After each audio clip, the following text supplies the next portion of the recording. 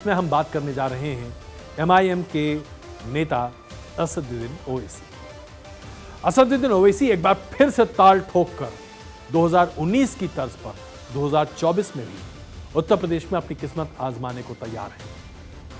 असदुद्दीन ओवैसी के एमआईएम को लेकर उत्तर प्रदेश में बहुत ज्यादा उत्साह 2019 में देखने को नहीं मिला था।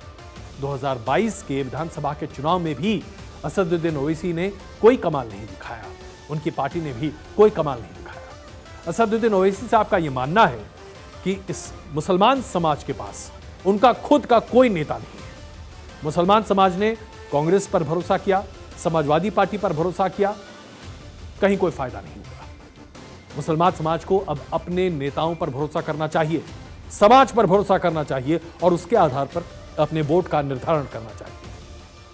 लेकिन ऐसा लगता है कि असदुद्दीन ओवैसी साहब की बातों को मुसलमान समाज बहुत गंभीरता से नहीं लेता। इसकी कई वजह हो सकती हैं, इस पर हम एक बार अलग से विस्तृत चर्चा करेंगे।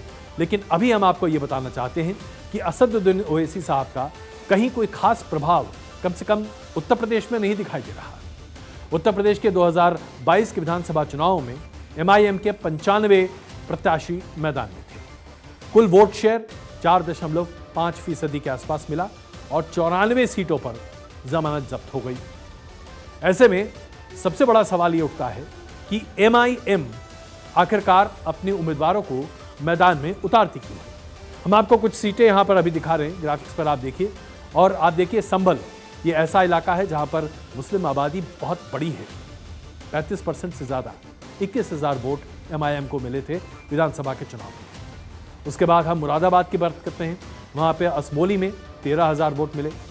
मुरादाबाद में ही दूसरे विधानसभा सीट की बात करते हैं, कुर्दरकी में यहाँ पे 14,000 वोट मिले। फिरोजाबाद, जिसमें तकरीबन 50% के आसपास मुसलमान आबादी है, वहाँ पर एक विधानसभा में इनको 18,000 वोट मिले। प्रतापगढ़ में 11,000 वोट मिले। उतरौला सीट में बलरामपुर में 12,000 वोट मिले। तो इस तरह से जब वोट शेयर इनको मिल रहा है तो जाहिर सी बात है उम्मीदवारों में कहीं कोई जोश नहीं है और मुसलमान समाज एमआईएम पर भरोसा नहीं करता। ऐसे में जब विधानसभा की सीटों में नंबर ही नहीं आए तो आखिरकार क्यों? सवाल यह है कि क्या एमआईएम अपने लिए चुनाव लड़ रहा है या दरअसल समाजवादी पार्टी को नुकसान पहुंचाने के लिए चुनाव लड़ रहा है? अगर आप देखें तो ब्रॉड पिक्चर क्या दिखाई देती है? ब्रॉड पिक्चर यहां पर यही दिखती है कि असदुद्दीन ओवैसी साहब एमआईएम के जरिए समाजवादी पार्टी को सबसे ज्यादा नुकसान पहुंचा रहे हैं। जहां जहां असदुद्दीन ओवैसी साहब की पार्टी अपने उम्मीदवारों को खड़ा करती है वहां पर मुस्लिम वोट में बंटवारा होता है और वहां पर समाजवादी पार्टी को नुकसान पहुंचता है। जैसे कि हम आपके सामने कुछ सीटों की बात करते हैं। कम से कम 7 ऐसी सीटें हैं जहां पर हार और जीत का अंतर समाजवादी पार्टी और बीजेपी के उम्मीदवारों के बीच विधानसभा के चुनाव में उतना ही रहा या उससे कम रहा जितने वोट एमआईएम के खाते में मिले थे। अब इससे स्पष्ट हो जाता है कि जब ये सीटें, उतनी ही सीटें जिससे समाजवादी पार्टी हारी, वो सीटें अगर एमआईएम के पास पहुंच जा रही हैं तो फायदा बीजेपी को है। ऐसे में अगर यह आरोप लगाया जाता है उत्तर प्रदेश में कि एमआईएम बीजेपी की बी टीम के तौर पर काम कर रही है तो कहीं ना कहीं सच्चाई तो दिखती है इसमें। जैसे बाराबंकी की सीट की बात कर लेते हैं। बाराबंकी सीट पर समाजवादी पार्टी के प्रत्याशी 217 वोट से हारे। एमआईएम को यहां पर मिले 8,541 वोट। अगर ये वोट एमआईएम को नहीं पड़े होते तो जाहिर सी बात है ये वोट समाजवादी पार्टी को पड़े होते या इसमें से कुछ न कुछ तो पड़ा ही होता और समाजवादी पार्टी को यहां जीत मिल सकती थी। सहारनपुर की नुक्कड़ की एक मुस्लिम बहुल सीट है। समाजवादी पार्टी के प्रत्याशी ने 315 वोट की वजह से यहां पर अपनी हार दर्ज की। एमआईएम को यहां 3,000 से ज्यादा वोट मिले थे। यही हाल जौनपुर में था। 500 वोटों से समाजवादी पार्टी का प्रत्याशी यहां पर हारे और एमआईएम को 8,000 से भी ज्यादा वोट यहां पर मिले। तो इस तरह से आंकड़े हम आपके सामने कई प्रस्तुत कर सकते हैं। ये एक राजनीति का आजमाया हुआ फॉर्मूला है। अगर आपको लगता है कि आपके विरोध में खड़े उम्मीदवार ताकतवर हो सकते हैं, उनके पास डेडिकेटेड वोट बैंक हो सकता है, तो फिर उस वोट बैंक से संबंधित कुछ ऐसे प्रत्याशियों को मैदान में उतार दो ताकि उनका वोट बैंक बढ़ जाए। गुजरात में इस रणनीति को मौजूदा गृह मंत्री अमित शाह ने, जब वो गुजरात में काम करते थे और सरकार में थे, उस वक्त बखूबी इस्तेमाल किया था, जिसके जरिए उन्होंने कांग्रेस पार्टी को पूरे तरीके से सिरे से उखाड़ दिया था। कुछ यही रणनीति अमित शाह जी ने 2014 में उत्तर प्रदेश के लोकसभा चुनाव के दौरान इस्तेमाल की थी और 71 सीटों पर जीत हासिल की थी। समाजवादी पार्टी के सूपड़ा साफ हो गया था।